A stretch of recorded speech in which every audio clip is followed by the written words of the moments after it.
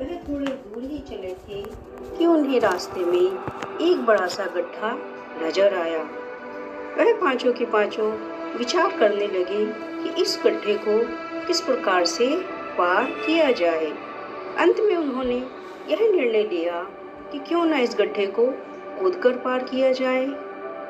पांचों बिल्ली के बच्चे उस गड्ढे को कूदकर पार करने का प्रयास करने लगे। इसी प्रयास में 3 बच्चे गड्ढे के अंदर गिर गए और 2 बच्चे गड्ढे के पार पहुंच गए।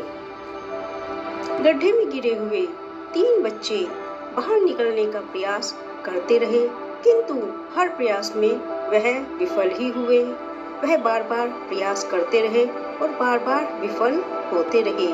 अंत में बाहर बैठे हुए 2 बच्चों ने उनसे कहा कि अब तुम बाहर नहीं निकल पाओगे।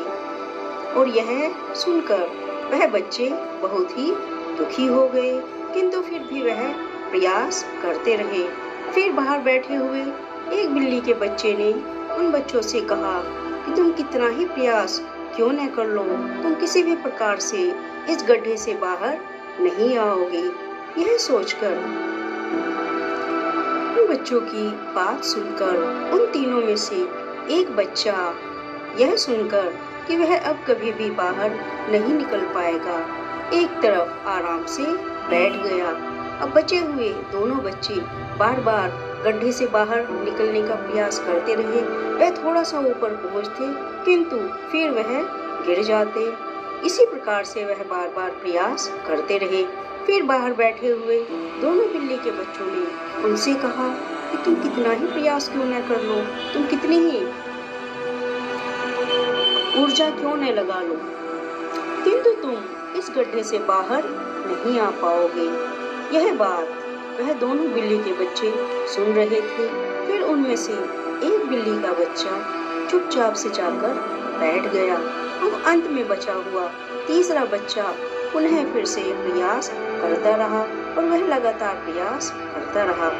उन बचे हुए बाहर बैठे हुए 2 बिल्ली के बच्चे, उन्होंने फिर उससे कहा कि भैया तुम बार बार प्रयास कर रहे हो और बार बार नीचे गिर रहे हो, किंतु तुम कितने ही प्रयास क्यों न कर लो, तुम बाहर नहीं आ पाओगे।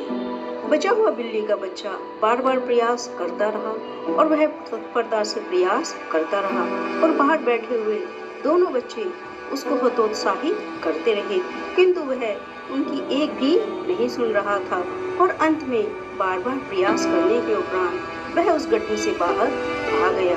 तो बताओ ऐसा क्यों हुआ?